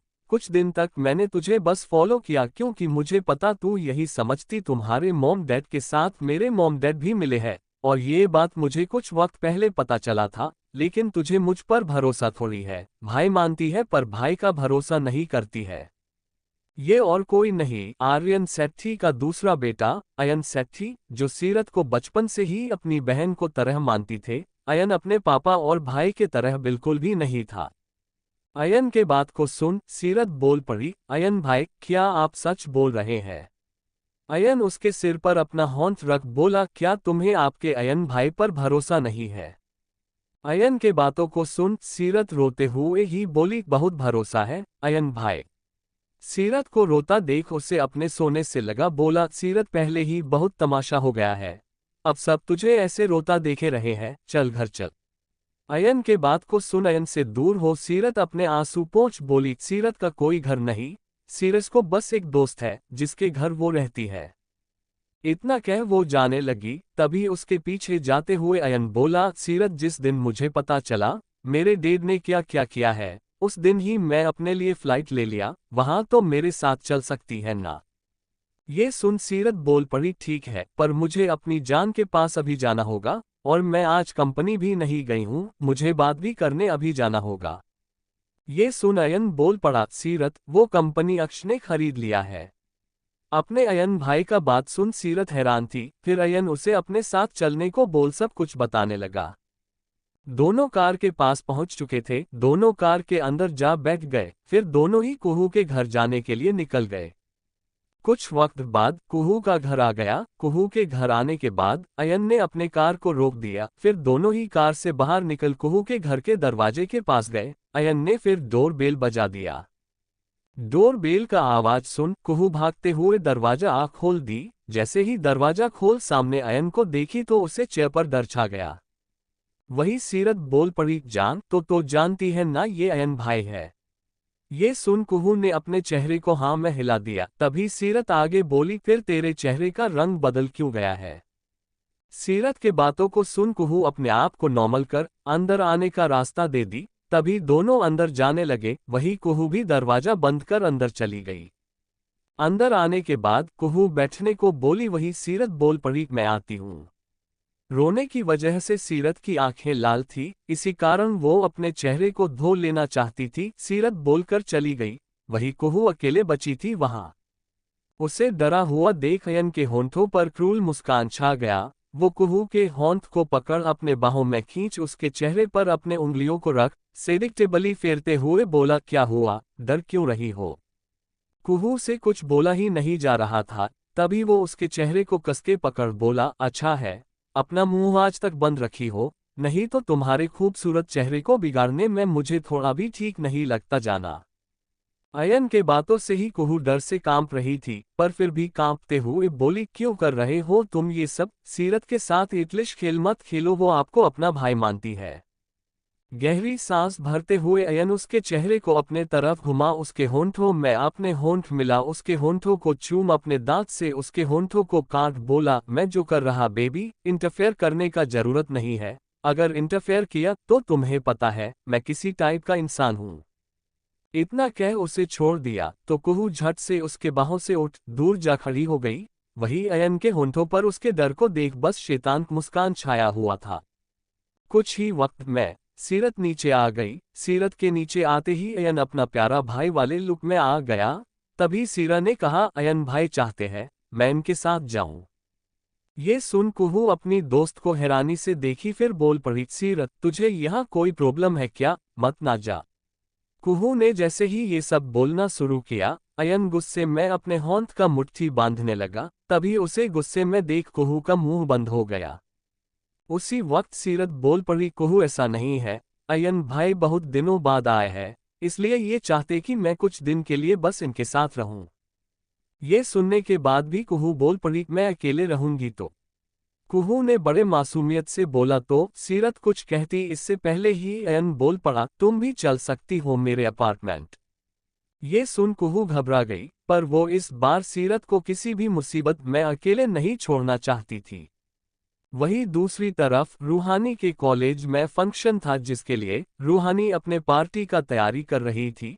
तभी नकुल कंपनी से वापस आ रूहानी के रूम जा उसे पोएट्री बोलता हुआ सुना तो वो उसके पास जा बोला, तुमने कॉलेज के फंक्शन के लिए पार्टिसिपेट किया है। नकुल का आवाज सुन रूहानी रुक उसके तरफ देख बोली, हाँ। रूहानी के बातों को सुन नकुल उसके पास जा उसे अपने बाहों में भर बोला, तुम्हें पार्टिसिपेट करने का कोई जरूरत नहीं है। नकुल के बातों को सुन रूहानी पूछ पड़ी, क्यों। तभी नकुल उसे बेड पर लेटा खुद भी उसके ऊपर लेट अपने अट्रैक्टिव आवाज में बोला, जान मैं नहीं चाहता मेरी खूबसूरत गर्लफ्रेंड जो दिखती तो बहुत सुंदर है पर उसकी आवाज इतनी अट्रैक्टिव है कि उसके चेहरे को देखे बिना ही कोई उससे प्यार कर बैठे, और मैं नहीं चाहता ऐसा हो। नकुल का ओवर ऑब्सेस्ड हरकत से रूहानी परेशान थी। वो मुंह बना बोली, नकुल आप ऐसा ही करते रहोगे तो हम क्या करेंगे अपनी लाइफ में। रूहानी के बातों पर उसके होंठों के करीब जा नकुल बोला, बस मुझसे प्यार। इतना कह उसके होंठों को चूमने लगा। तभी रूहानी उसे खुद से दूर कर बोली, जनाब को रोज प्यार चाहिए तो मुझसे शादी कर ले। रूहानी के बातों को सुन नकुल उससे दूर हो बोला, जान एक बार उन सबको खत्म करने दो, मैं एक बार सबसे अपना बदला ले लूं, फिर तुमसे शादी कर हम लोग एक अच्छी लाइफ बिताएंगे जिसमें तुम, मैं और हमारा बच्चा होगा। नकुल के बातों को सुन रूहानी उदासी से बोल पड़ी, क्या सच में ये बदले लेना सिलसिला लंबी खत्म हो पाएगा। रूहानी के इस बात को सुन नकुल उसके तरफ देखा। उसे तो खुद नहीं पता था ये सिलसिला कभी खत्म होगा भी कि नहीं। नकुल के चेहरे पर उदासी देख रूहानी अपने सिर को उसके सीने में रख बोली, क्या हम लोग सब कुछ भूल नहीं सकते गई। रूहानी के बातों को सुन नकुल उसे खुद से दूर कर गुस्से में बोला, भूल जाऊं। इतना कह रूहानी के बाजू को कसके पकड़ आगे बोला, क्या तुम अपने मॉम डैड का बदला नहीं लेना चाहती हो, ऐसे ही जाने देना चाहती हो।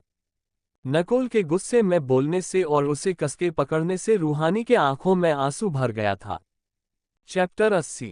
रूहानी के बातों को सुन नकुल उससे दूर हो बोला, जान एक बार उन सबको खत्म करने दो, मैं एक बार सबसे अपना बदला ले लूं, फिर तुमसे शादी कर हम लोग एक अच्छी लाइफ बिताएंगे जिसमें तुम, मैं और हमारा बच्चा होगा। नकुल के बातों को सुन रूहानी उदासी से बोल पड़ी, क्या सच में ये बदले लेना सिलसिला लंबी खत्म हो पाएगा। रूहानी के इस बात को सुन नकुल उसके तरफ देखा। उसे तो खुद नहीं पता था ये सिलसिला कभी खत्म होगा भी कि नहीं।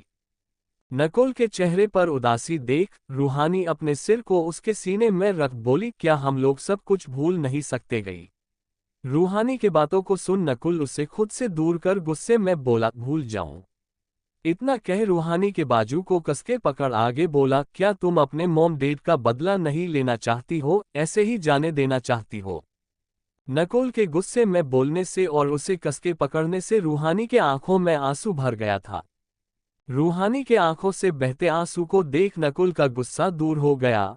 वो उसके होंठ पर अपना होंठ का पकड़ ढीला कर उसके आंखों से बहते आंसू को देख उसे अपने सीने से लगा बोला, सॉरी जान, मैंने तुम्हें हॉट किया पर अब मैं तुम्हें कभी हॉट नहीं करूंगा। ये सुन रूहानी के आंखों से आंसू बहना बंद हो गया। वही उसके आंखों से आंसू बहना बंद हो गया और वो नकुल के गर्माहट को महसूस करने लगी थी। वहीं दूसरी तरफ सीरत के साथ उसकी दोस्त कुहू ने भी अपना सामान पैक कर लिया और सीरत से पहले ही अपने सामान को नीचे ले आ गई थी। तभी अयन कुहू के पास जा उसके बाजू को कसके पकड़ अपने करीब खींच बोला, सुनो, अगर कुछ भी करने का कोशिश की तो मुझसे बुरा कोई नहीं होगा तुम्हारे लिए। ये सुन वो डर से कांपने लगी। उसे डरता देख अयन के होंठों पर मुस्कान छा गया। वो उसके होंठों को एक बार फिर चूमने गया पर वो उसके होंठों को चूमता उससे पहले ही वो अपने चेहरे को मोड़ ली। जैसे ही वो अपने चेहरे को मोड़ी अयन के आंखों में गुस्सा भर गया। वो जबरदस्ती उसके होंठों को अपने तरफ कर उसके होंठ से अपने होंठ की तरफ कर मिला, उससे जबरदस्ती चूमने लगा। चूमते हुए अपने होंठ को उसके कमर पर रख उसे अपने और करीब कर किस करना बंद कर बोला, तुम्हें पता है बेबी, जो मुझे पसंद होता मैं अपने पास कैद कर लेता हूँ। ये सुन कुहू के चेहरे पर डर के साथ साथ आंसू भर गया था। उसके आंखों से जैसे ही आंसू चेहरे पर आ गिरा, अपने उंगली से उसके आंसू को पोंछ बोला, सीरत के आने से पहले अपना चेहरा ठीक कर लो। इतना कह उसे छोड़ दिया और खुद सोफे पर जा बैठ गया। सोफे पर जा बैठने के बाद वो सीरत के आने का इंतजार करने लगा। वही कुही कोने में ही खड़े थी। सीरत नीचे आ गई, फिर दोनों के साथ अयन भी निकल गया। वहीं दूसरी तरफ पलक ट्रेन में ही सो चुकी थी। तभी बार बार फिर उसका फोन बजने लगा तो वो अपना फोन नींद में ही उठा बोली, हेलो कहाँ हो। गुस्से से बाहर आवाज जब उसके कानों में पड़ा तो उसका नींद फट से खुल गया और वो झट से उसके फोन को कट कर दी। पलक के इस हरकत पर मोक्ष को और गुस्सा आने लगा। वो अपने फोन को जमीन पर पटक दिया। तभी उसे याद आया उसे ट्रेन का आवाज आया था। ये याद आते ही वो अपने कार में जा बैठ गया, फिर कार को रफ्तार से चलाते हुए जाने लगा। सीरत का कंपनी जाना। वही दूसरी तरफ पलक ट्रेन में ही सो चुकी थी, तभी बार बार फिर उसका फोन बजने लगा तो वो अपना फोन नींद में ही उठा बोली, हेलो कहाँ हो। गुस्से से बाहर आवाज जब उसके कानों में पड़ा तो उसका नींद फट से खुल गया और वो झट से उसके फोन को कट कर दी। पलक के इस हरकत पर मोक्ष को और गुस्सा आने लगा। वो अपने फोन को जमीन पर पटक दिया, तभी उसे याद आया उसे ट्रेन का आवाज आया था। ये याद आते ही वो अपने कार में जा बैठ गया, फिर कार को रफ्तार से चलाते हुए जाने लगा। रात के 11 हो चुके थे जब वो स्टेशन जा पलक कहाँ जा रही ये पता करने को गया तो पलक का कहीं भी नाम नहीं था। ये देख वो हैरान था, साथ ही समझ गया था कोई तो है जो पलक के शहर से जाने में हेल्प कर रहा है। वो फिर अपने कार में जा बैठ कार स्टार्ट कर ड्राइव करने लगा और सोचने का ऐसा क्या बात है जिस कारण पलक ऐसे सब कुछ छोड़ चली गई। क्योंकि मोक्ष को बहुत अच्छे से पता था उसके लिए उसका पढ़ाई सब कुछ है। उसे हमेशा ये लगता था अगर बात उसका और पढ़ाई का आता है तो वो पढ़ाई ही चुनेगी। मोक्ष अपने कार को सुनसान रास्ते में रोक सोचने लगा। ये रात धीरे धीरे पार होने लगा था। सुबह का वक्त हो चुका था, पर मोक्ष अब तक अपने कार में ही बैठा था। अब तो गाड़ियां भी आना जाना शुरू हो गया था। ये देख मोक्ष अपने कार को स्टार्ट कर अपने होटल जाने के लिए निकल गया। वहीं दूसरी तरफ मुंबई में सीरत ऑफिस के लिए निकलने वाली थी, पर अयन उसे जाता देख पूछ पड़ा, कहाँ जा रही हो सीरत। अयन के इस सवाल कर सीरत बोल पड़ी, ऑफिस। ये सुन अयन के चेहरे पर गुस्सा छा गया, पर अपने चेहरे पर शांति ही रखे अयन बोल पड़ा, पर क्यों, तुम्हें पता है ना वो कंपनी अक्ष ने खरीद लिया है। अयन के बातों को सुन सीरत बोल पड़ी, पता है मुझे भैया, पर मैं जाना चाहती हूँ, उसे मैं बताना चाहती हूँ उसके सामने होने से मुझे कोई फर्क नहीं पड़ता है और उसके सामने रहकर उसे दिखाना चाहती हूँ मैं कितनी स्ट्रांग हूँ। ये सुन अयन फिर भी उसे रोकना चाहता था, पर वो जानता था सीरत जब जिद पर अड़ जाती है तो उसके जिद को रोकना मुश्किल हो जाता है। आखिर में अयन जाने देने के लिए मान गया तो सीरत अयन को बाय बोल निकल गई। वही उसके निकलते ही अयन सीरार के पीछे अपने आदमियों को नजर रखने के लिए भेज दिया। ये सब करने के बाद अयन सोफे से उठ कुहू के रूम जा बेड पर बैठ सोई। कुहू के चेहरे पर अपने उंगली को फेरा तो कुहू जो दोपहर को सीधा उठती थी उसका नींद अयन के ऐसे करने से खुल गया। वो अपने आंखों को खोली तो देखी सामने अयन बैठा है। अयन को देख वो एकदम से डर चुकी थी। तभी अयन अपने हॉन्ट को बेड पर रख उसका दूर जाने का रास्ता ब्लॉक कर बोला, स्लीपिंग ब्यूटी कब तक सोने का इरादा है। कुहू के मुंह से शब्द निकलना ही बंद हो गया। वो अपने नजरों को इधर उधर करते हुए हिचकिचा कर बोली, मैं बस उठ गई हूँ। ये सुन अयन मुस्कुराते हुए अपने उंगली को उसके चेहरे पर रख सेडेक्टिवली हॉन्ट फेरने लगा। सेडेक्टिवली अपने उंगली को उसके चेहरे पर फेरते हुए बोला, कितने लड़की के साथ डेट कर चुकी हो और कितनों के साथ। इतना कह बस घाटिया सा हंसी हंस दिया। ये सुन कुहू को बहुत गुस्सा आने लगा। वो गुस्से में चिल्ला कर बोली, मिस्टर कुहू ने भले बहुतों के साथ डेट किया है पर कुहू कभी किसी को अपने करीब नहीं आने देती है। कुहू के बातों सुन अपने हॉन्ट को नीचे ले जाते हुए बोला, अच्छा तब तो चेक करना बनता है। अयन के बातों को सुन कुहू की आंखें बड़ी बड़ी हो गई। वो अयन को खुद से दूर करने लगी। तभी अयन उसके दोनों हॉन्ट को कसके पकड़ लिया। तभी कुहू के आंखों से आंसू बहने लगा। उसके आंखों से बहते आंसू को देख अयन बोल पड़ा, रोते हुए, मुझे तुम बहुत अच्छी लगती हो। ये सुन कुहू अपने आंखों को बंद कर ली। बस उसके बंद आंखों को देख उसके होंठों के करीब जा बोला, ये अच्छा है तुम किसी के करीब नहीं गई हो, नहीं तो बहुत बुरा होता तुम्हारे साथ। इतना कह उसके होंठों को प्यार से चूम खड़ा हो वहां से जाने लगा। वही उसके जाते ही कुहू अपने आंखों को खोल बोली, क्यों आप ऐसा कर रहे हो, क्यों आप दोनों के जिंदगियों के साथ खेल रहे हो। इतना कह खुद में वो उठ रोते हुए ही बाथरूम चली गई। वही दूसरी तरफ हॉस्पिटल में डॉक्टर बाहर आद्रूप से बोला, वो अब ठीक है, आप मिल सकते हो। ये सुन वो जल्दी से वार्ड के अंदर गया तो जानवी के हालत को देख उसे बहुत दर्द महसूस हो रहा था। वो जल्दी से जानवी के पास बैठ गया और उसके हॉन्ट को अपने हॉन्ट के बोला, जान तुम ठीक हो ना। ये सुन जानवी अपने हॉन्ट को पीछे झटक ली। तभी ध्रुव बोल पड़ा, जानवी मुझे सच में तुमसे प्यार है, प्लीज ऐसे बर्ताव मत करो मेरे साथ। ध्रुव के बातों को सुन जानवी उसके तरफ देख बोली, प्यार एक से होता सभी से नहीं, और तुम्हारे लाइफ में तो ऑलरेडी कई लड़कियां हैं, और तो और प्यार में कोई कैद नहीं करता। तुमने तो मेरा पढ़ाई मेरी जिंदगी सब छीन लिया है मुझसे। जानवी का ये बात सुन ध्रुव बोल पड़ा, बेबी एक मौका दो बस, मैं उन लड़कियों को दोबारा देखूंगा भी नहीं, और तो और तुम्हारी पहली वाली जिंदगी भी तुम्हें वापस कर दूंगा। ये सब सुनने के बाद भी जानवी को उसके बातों पर बिल्कुल भी भरोसा नहीं था। वहीं दूसरी तरफ अक्ष ने जब देखा सीरत कंपनी आई है तो उसके होंठों पर मुस्कान छा गया। वो बस उसे देखने लगा। वहीं सीरत अपने जगह पर बैठ बस काम करने लगी जैसे रोज करती थी। वहीं दूसरी तरफ चिराग सभी को बता रहा था पर हमेशा की तरह पंखुली का ध्यान तो कहीं और ही था। चिराग तभी बोल पड़ा, आप सब 5 मिनट का ब्रेक लेकर आओ। ये सुन सभी जाने लगी। तभी चिराग एक नाम ले पड़ा, पंखुली। अपना नाम सुनते ही पंखुली रुक गई। फिर वो पीछे मुड़ चिराग को देखी तो चिराग बोल पड़ा, तुम्हें ब्रेक नहीं मिला है। ये सुन पंखुली अपना मुंह बना बोली, क्यों? तभी चिराग उसके करीब जा उसके होंठ को पकड़ अपने करीब कर उसके आंखों में देखने लगा। वही उसके आंखों को देख पंखुली को कुछ समझ नहीं आ रहा था। वहीं दूसरी तरफ चिराग सभी को बता रहा था पर हमेशा की तरह पंखुली का ध्यान तो कहीं और ही था। चिराग तभी बोल पड़ा, आप सब 5 मिनट का ब्रेक लेकर आओ।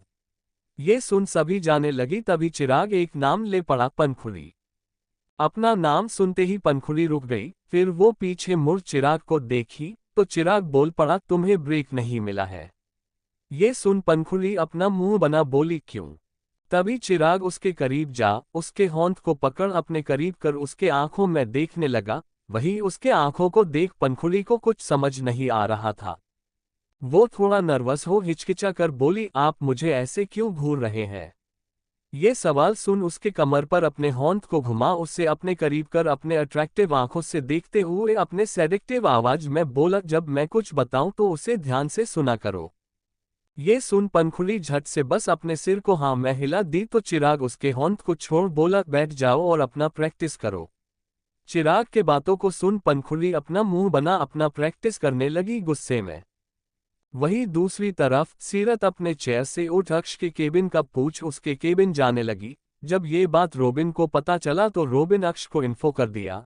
ये जानने के बाद भी अक्ष सीरत को आने के लिए नहीं रोकने का बोला क्योंकि उसे उतना तो समझ आ गया था। वो आदमी आर्यन सेट्टी का बेटा है तो उसे इस बात का इन्फॉर्मेशन निकालने में जरा भी वक्त नहीं लगा होगा कि ये कंपनी अक्ष ने खरीद लिया है। और तो और सीरत यहाँ काम करने ना आए इसके लिए उसने ते सच सीरत को बता ही दिया होगा। रॉबिन का कॉल आने के बाद अक्ष सीरत के आने का बस इंतजार करने लगा। जैसे ही सीरत उसके केबिन के पास आ दरवाजा नॉक की तो अक्ष अंदर आने का परमिशन दे दिया, कमिंग। ये सुन सीरत गुस्से में दरवाजा खोल अंदर गई। तभी उसे अक्ष का मुस्कुराता चेहरा नजर आया। जैसे ही सीरत उसे मुस्कुराता हुआ देखी तो उसका गुस्सा हाई हो गया। वो अंदर जा गुस्से में अक्ष के सामने खड़ी हो वो बोलने ही जा रही थी। तभी अक्ष उसके होंठ को पकड़ अपने गोद में खींच लिया। ये देख सीरत का गुस्सा और ज्यादा बढ़ गया।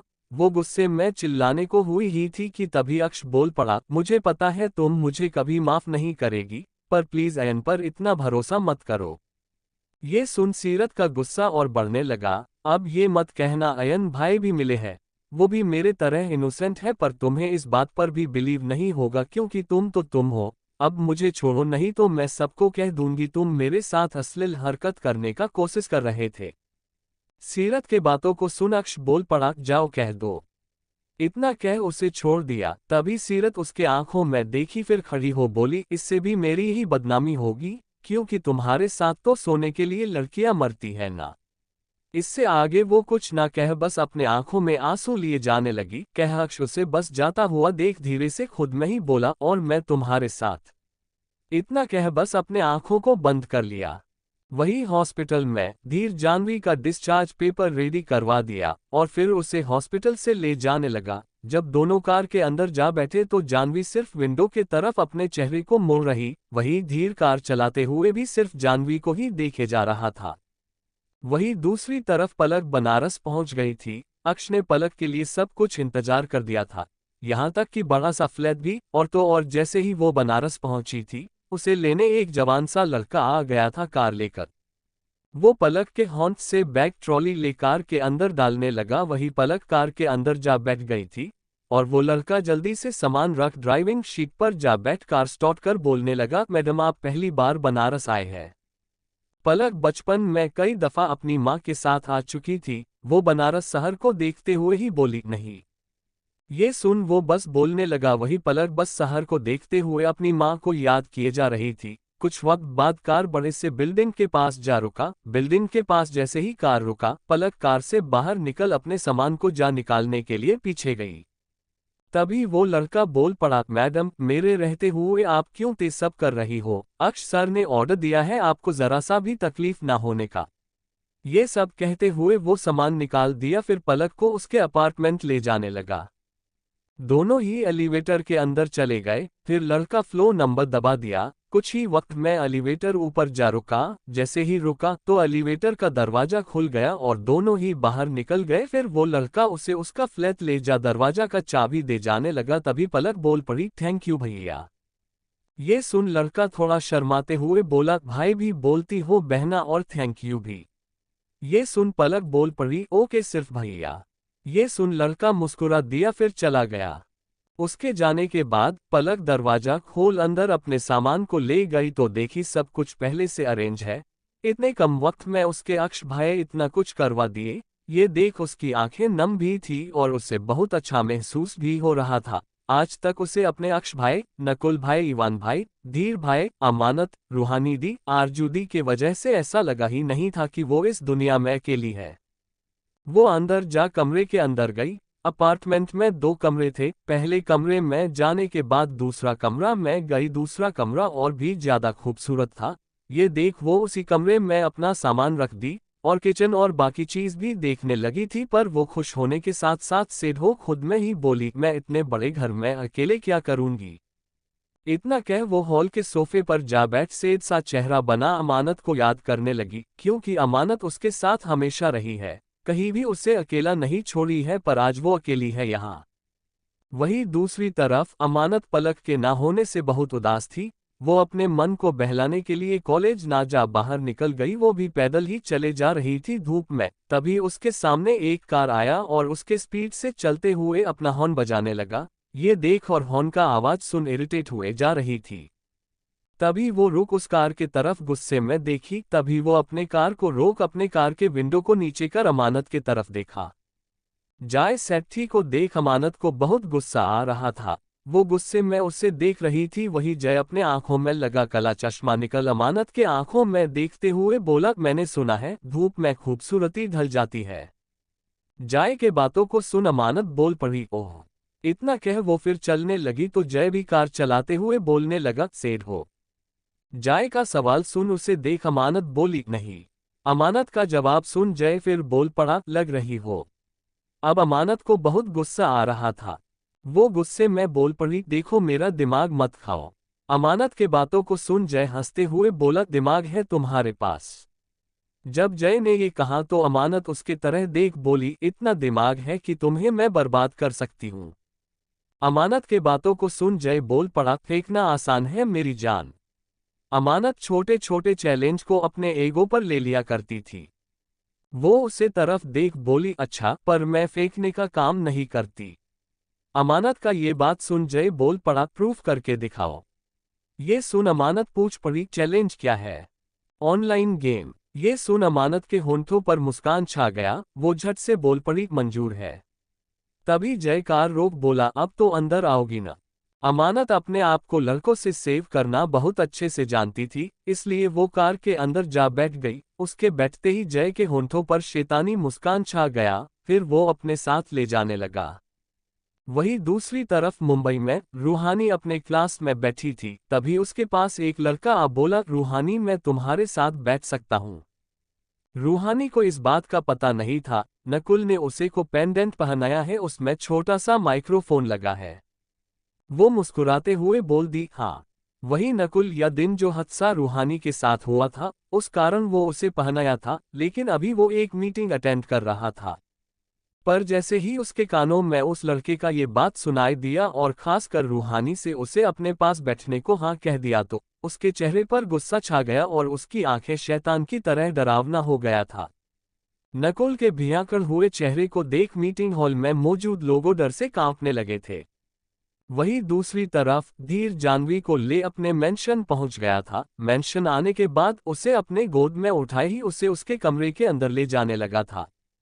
दूसरी तरफ मध्य प्रदेश में सिद्धार्थ आरजू को प्रपोज जब से किया था, आरजू बहुत खोई खोई सी रहने लगी थी। वो अपने फ्लैट में बैठी हुई थी सोफे पर, तभी उसका फोन बजा। वो अपने ख्यालों से बाहर आ फोन को उठा, देखी स्क्रीन का सिद्धार्थ का नाम देख वो कॉल कटकर फोन स्विच ऑफ कर दी। वही सिद्धार्थ गुस्से में अपने फोन को पटक बोला, तुम्हें तो मेरी ही बनना है आरजू रायचंद। इतना कह वो जाने को था, तभी उसका दोस्त जो उसके साथ ही था वो पूछ पड़ा, यार तू उससे प्यार नहीं करता है, फिर तू उसके साथ ऐसा क्यों कर रहा है? अपने दोस्त का बात सुन सिद्धार्थ उसे अपने गुस्से से भरे नजर से देख बोला, अपने काम से काम मतलब रखो। इतना कह वो निकल गया आरजू के पास जाने के लिए। वहीं दूसरी तरफ मुंबई में इवान बड़े से खाली रूम के अंदर अकेले बैठ अपने गिटार को लेतूने बजाते हुए गाना गा रहा था। वही इबादत का ब्रेसलेट उसके होंठ में नहीं था, इसलिए जितना दूर चलकर गई थी उतना दूर जा अपने खाली पैर से ही महसूस करने लगी थी। पर जैसे ही उस रूम के दरवाजे पर होंठ रखी ही थी कि उसे इवान के गाने का आवाज सुनाई देने लगा था, तो वो वही खड़ी वो बस इवान के आवाज को सुनने लगी थी। था जानबूझ के ट्यून ना मुझी पैचना, कर गया दिल को तेरा बादल जाना, ना रास आया सकून तू अजाब देता जा, सवाल ए लव का लेकिन जवाब देता जा, गुन्ना का भी तू मुझसे सावब लिटा जा, गुन्ना का भी तू मुझसे सावब लिटा जा, सवाल ए इश्क का लेकिन जवाब देता जा, सवाल ए इश्क का लेकिन जवाब देता जा। टाइम इस बार से सुनना है तू बुरा है बहुत, मगर मुझे ये पता है तुम ईरा है बहुत, तुम्हारी रह पे चलती चलती ये क्या मुकाम आया, दुखों का भेजा हो वो एक नया सलाम आया, जो मैंने तुमको दुख अकाउंट देता जा, जो मैंने तुमको को दुख को अकाउंट देता जा, सवाल ए इश्क का लेकिन जवाब देता जा, सवाल ए इश्क का लेकिन जवाब देता जा। जो साथ चालती है अन का नसीब होता है, जो दर्द देता है दिल के करीब होता है। Thank you. आपको नोवेल कैसा लगा कमेंट करें, लाइक और शेयर करना न भूलें। नेक्स्ट पार्ट देखने के लिए चैनल को सब्सक्राइब करें।